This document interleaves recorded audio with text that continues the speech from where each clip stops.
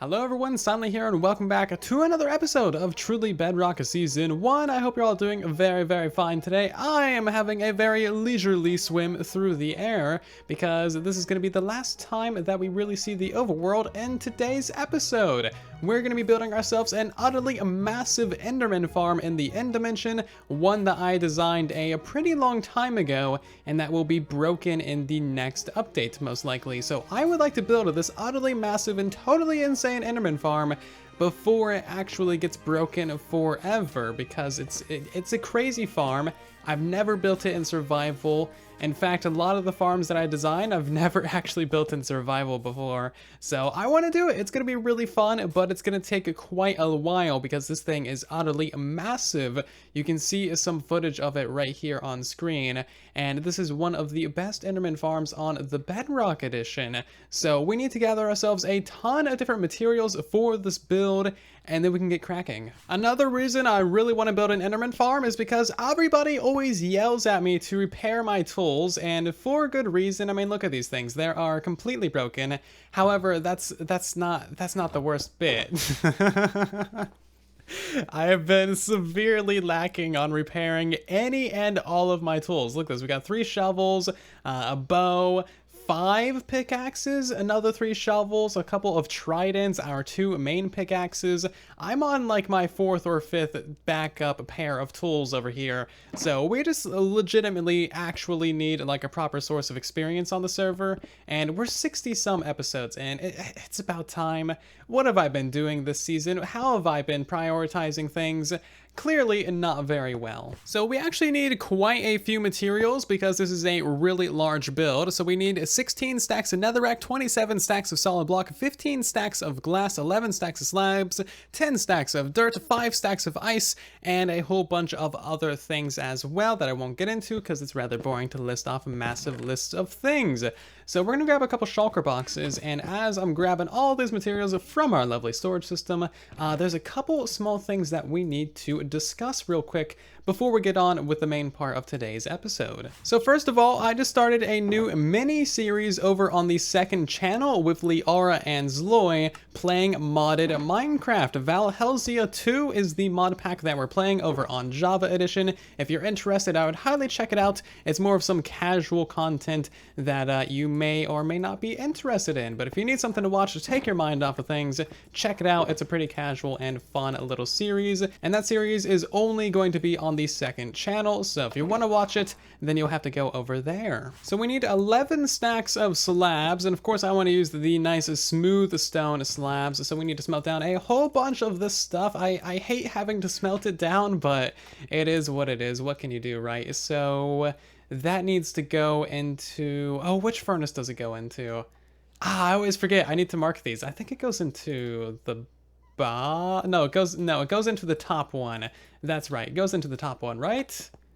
Yes, okay, good. I actually know what I'm talking about. So in the previous episode, I asked you guys for your honest, real, constructive criticism and feedback on Truly Bedrock and the series thus far, and thank you all so very much for your feedback on that video. That video so far has like 1,000 comments, which is kind of a lot, considering that the video only has about 40,000 views as of right now. So thank you everyone so very much for your feedback and suggestions on that episode. I really do appreciate it. You guys have no idea how helpful it is to have a real honest feedback from the community. It is so nice, and I think the general consensus was more farmy stuff, more technical things, and more just like general small interactions with the other people on the server, which I can totally understand. The main interactions that we have with the other members is like these big events like going to the moon and the Foxy No Tail apocalypse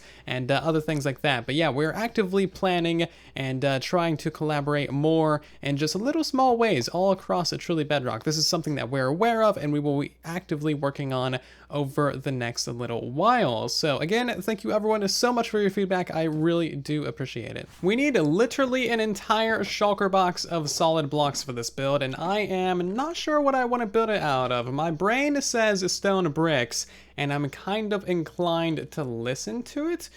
I don't have enough andesite, and I don't want to use stone. I guess we'll just use stone bricks. Okay, fine. A full shulker of stone bricks it is. Jeez. So I think I have mostly gathered all the materials that we need for this build. As you can see, it is mostly just a whole lot of blocks. That is many blocks. Not many other things are really needed, but we do need a ton of flint and steels because we need a whole lot of fire for this build as well. So that should be good. Also, I think we're going to use purple glass. So we'll go ahead and make a whole bunch of purple dye for this as well. Purple is a beautiful color, and anyone who thinks otherwise, you are wrong. And also, it's the end dimension. We're going to be using purple because it's the end dimension. You can't argue with that, okay? So we got all the materials that we need. We are more or less ready to go for building. I'm going to put all this stuff away into the ender chest. So Zloy has actually been doing a ton of work down here in the end portal room, and as you can see, it is actually looking pretty beautiful. I really do quite like this. It's just very nice. So Zloy is a great builder in general, and also I believe that Groova Guy has actually been doing some work here in the end dimension. Oh yeah, look at that. Actual, like, real staircases.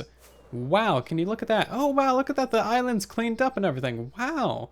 I had no idea how nice the end was. We got staircases, people. I know it's extremely basic, but like, I've never seen this before. Not on Truly Bedrock anyway. We don't deserve nice things, and we never have nice things in the end dimension, so that's a cool thing. Now we actually need to figure out where we're going to be building this Enderman Farm. We have a whole ton of maps here in the end dimension, and these were all built by Zap, and they are beautiful. However, I think they take up a lot of real estate around the island, so maybe we'll build off in this far direction over here. We also have like a lot of Wither Skulls and Dragon Balls. Oh god. You can see how many mobs we've fought on this main island. That is ridiculous. I wish these things despawned, because that is just a ridiculous amount of things. They're just gonna go fly into more unloaded chunks and be there forever. There's so many of them. So taking a look around the end island, I've decided that the south side over in this direction is kind of the best place to build. We don't really need to worry about much. We can line it up right with the center of the island, and all we need to do is just mine through the center of the staircase. So I'm just gonna go ahead and bridge out a couple of 100 blocks using this here purple glass. Hopefully we don't have any Endermen come and knock us off. I took everything of value out of my inventory besides our lovely pickaxe, which is about to die anyway, so I guess if we lose it in the void, it doesn't really matter. Anyway, we're gonna go out to about Z200, maybe Z150. Oh no, the server is restarting. I'm on glass, so that is very bad. For those of you who don't know, logging out on glass is basically a death sentence because the game, it doesn't think it's safe. And my game crashed. So this is a really weird one, but every single time that we walk out here, all of the stuff re-renders and goes back into unloaded chunks. It's quite the strange one. It seems like it happens every time you log in and out. So I guess that's just like a little bit of a light show that we'll get every single time someone goes to the farm. But what I've done is I put on a chunk border resource pack, and this is going to really help out with the building of the farm. So we need to go out to whatever is the next chunk border, and then we can build up this farm. The entire farm is built in a giant 16 by 16 squares. It all has to be chunk aligned for it to work properly, and that is because of different mob spawning algorithms and mechanics and just different Enderman things that you don't want interrupting the efficiency of your farm. So let me go ahead and get a little bit of a build area built up and smash my shift key just a little bit more. Okay, little temporary platform established, and now we need to do the most terrifying thing that you can do in Minecraft, and that is go down a water stream above the void. This is always, it's so, I hate it so much, and I always do it on camera because I want you guys to hate it as well. So we just need to place a few blocks going downwards, and then we can build up from that. That actually wasn't too bad until the water. I don't like it every time. Every time it's terrible. It's one of the least favorite things I can do in this game. The other least favorite thing of mine to do in this game is fly from the actual main end island to the outer end city islands just using an elytra. Reason being is there is nothing to look at. It's absolutely pitch black. You can't see anything. Orientation is terrible, and you will fly into the void if you're not super careful. It's absolutely just the most nightmarish thing that you can do. Don't fly in between the islands. Use the portals. Well, I'm an idiot. So this is the proper kill chamber, but it needs to be built like all the way over here, lined up with this chunk border. How did I miss that? I built the entire thing. And now I'm gonna have to move it all over. I can't believe that. Jeez, okay, that's derp number 1 of making this farm. I'm sure we're gonna make many, many more derps.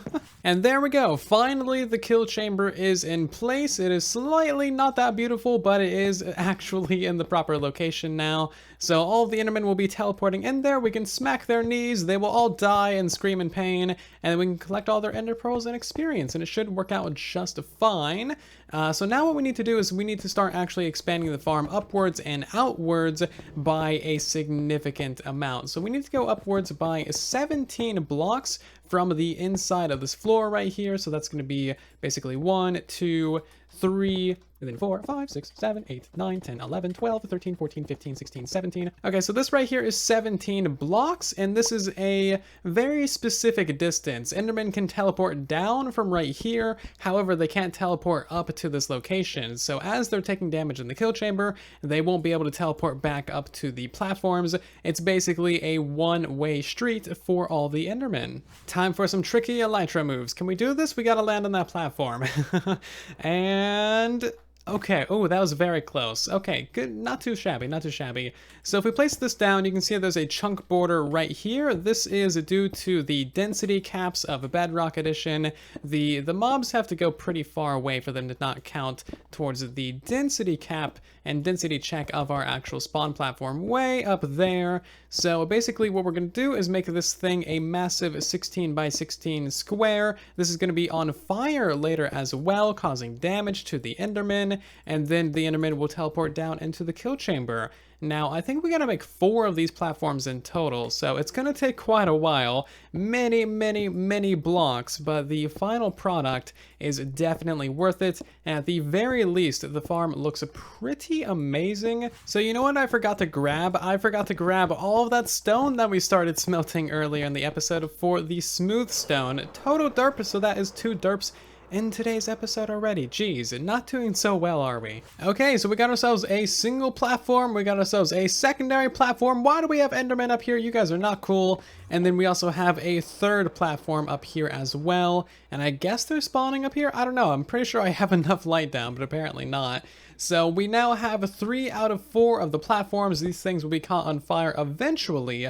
And the final thing that we need to do, well, not really the final thing, there's still a lot more to do, but we need to build a 4th one, and this is actually going to be part of like the very top part of the farm, so it's going to be a little bit different, a little bit wider, and then once the next flaming platform is in place, then we can actually make the spawning spots.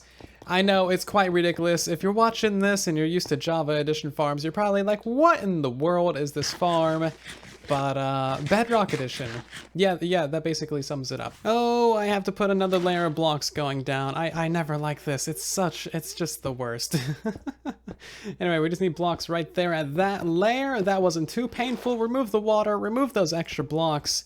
And I think I got away with that pretty well. I think these Endermen are angry at the water. They keep walking into it and then just like repeatedly walking into it. It's really stupid. They've done it like 4 times before I started recording. See, there they go again. They just want to walk into the water. They want to take a bath. They want to wash their feet. It's been a long day. Work in the end dimension, but it's just not working out for them. Okay, I gotta say, it's actually looking pretty cool. I like it a lot. This farm is honestly really fun looking. I gotta remove that pillar right there, but we won't worry about that right now. We actually have the very top part of the farm in place, which is this right here, and now we just need to actually work on building the spawning platforms. Angry Enderman aside, this is actually a pretty chill thing to do. Maybe I should flood this platform. So the spawning platform is actually going to be like a massive checkerboard, and it's going to be doubled up as well. So there's going to be another layer on top of this either. and then basically the Endermen are going to spawn. Their head is going to be inside of a glass block, and that is going to make it so that they fall down instantly into water. They'll teleport from the water into fire, and then they'll go teleport down, down, down, down into the kill chamber. It's actually fairly simple once you break it down into its parts, but it's a rather large build.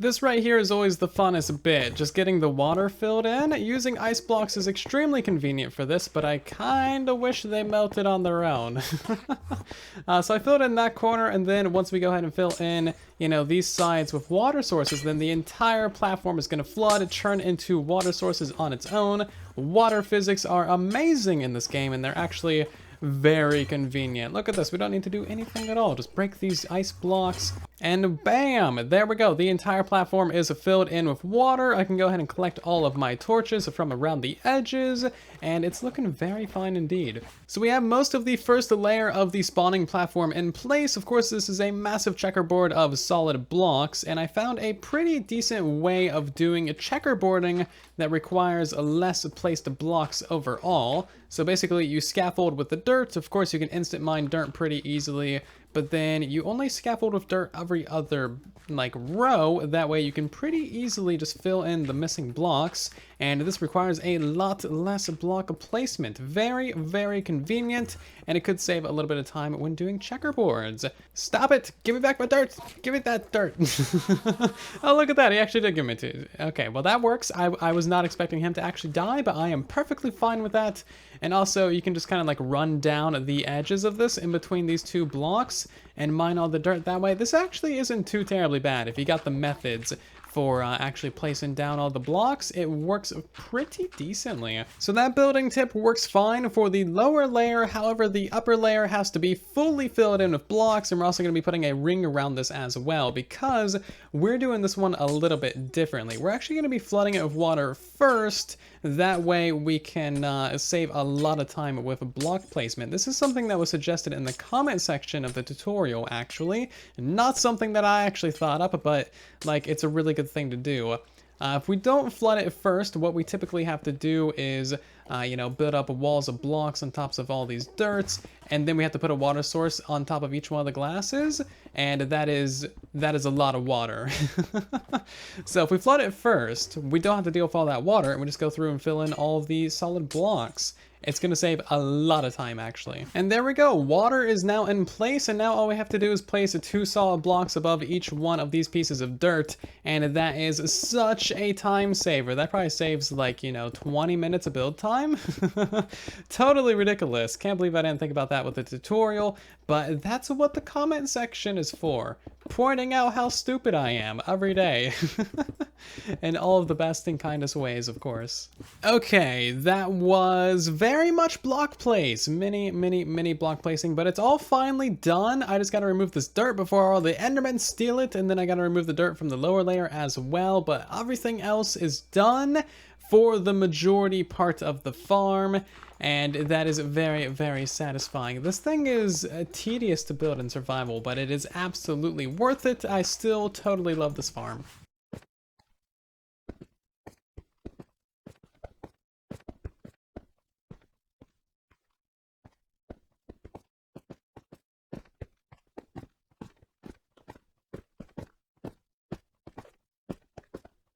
It is a little while later now, and the farm is now 99.99% done. I could probably go ahead and turn off the chunk borders texture pack, but I am kind of lazy for that. The final thing that we need to do is go ahead and light every single bit of all of these netherite platforms on fire. After these things are lit on fire, all the Endermen will teleport down into the kill chamber. The farm will be active, ready to go, and I am so excited for this. It should be absolutely beautiful.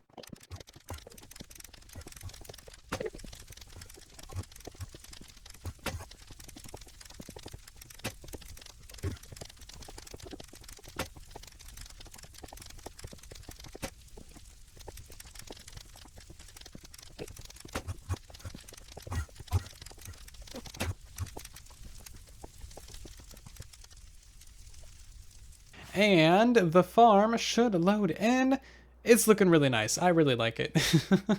Of course, we got the Dragon Balls and stuff, but it is still really awesome. All the fire is in place. That took way more flint and steels than anticipated. But yeah, look at this kill chamber. This is crazy. We got guys on fire down here. We can go ahead and smack all of them. They'll drop their lovely, lovely experience. All the Ender Pearls will go into the item collection, and it just works.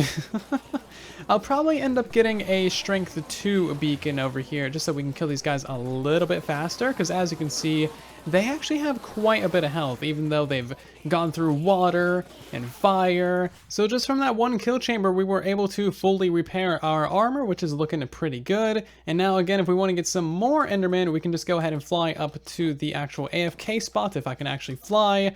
Maybe I won't be able to because of game lag. There we go. But yeah, we can just go plop right there on the edge. If we stand right here at this torch, we should see some Endermen spawn up there. Yeah, you can see the particles of them teleporting. It's really awesome. And all those guys will get caught on fire. So again, they're basically spawning in the spawn platforms. They're getting pushed out by the glass, falling into the water, teleporting to the fire. They take damage, teleport down, down, down, and then finally into the kill chamber. And as you can see, there is many, many, many Endermen going all over the place. It is absolutely lovely. I need to make the AFK spot a little bit nicer. And this does require 2 players if you want to use the farm like really, really well. And luckily, we happen to have 2 players since, you know, first of all, this is a multiplayer series, but also Gnarly Fan is a guy that exists. He wasn't in today's episode. I would have liked to time-lapse this whole build, but sadly, he is over in the RTX beta, just completely, you know, showing me up with the graphics.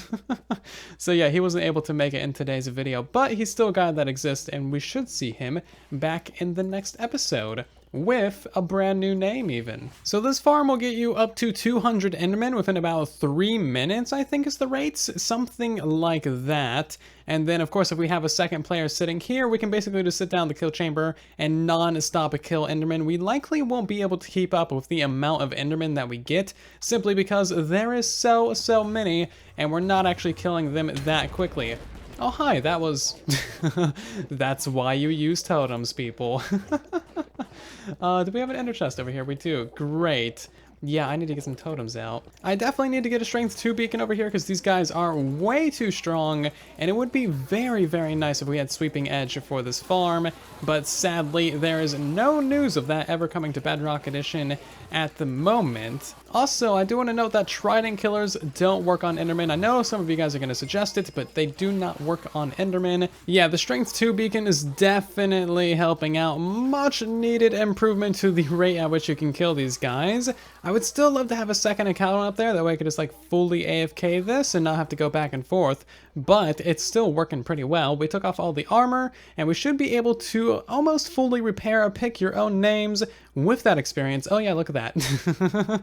That worked very quickly, and we also got some XP to the bar as well. So as you can see, XP farm is working very, very well. I will finally be able to repair the dozens upon dozens of busted tools that I have. I'm sure it'll take a while, but it's still a very nice thing to have. I can't believe I've waited so long in the series to actually set up an XP farm. You guys want to see something fun? This is never a thing that you should do. However, we can make every single one of them in the kill chamber completely angry. It's beautiful. And it sounds really nice as well.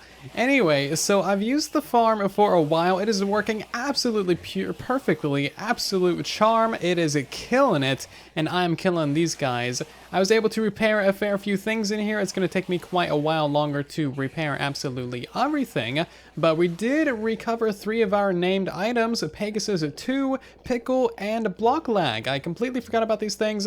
They were just kind of like sitting in this gearbox, completely broken for who knows how long, but now we got like our original set of gear back, so that is cool. The rest of that stuff is going to be needing repairs for a little while longer until I can come back here and use this farm. And we've also gotten ourselves a ton of ender pearls as well, so it is overall working extremely well. I am very happy with it indeed, and I think that's where we're going to call today's episode. Thank you ever so much for watching. I do hope that you have enjoyed. Of course, let me know your thoughts or feedback or suggestions about the series down in the comment section. Always open to suggestions about these videos, and otherwise, I will see you guys down in the comment section and in the next one. And then there was silence.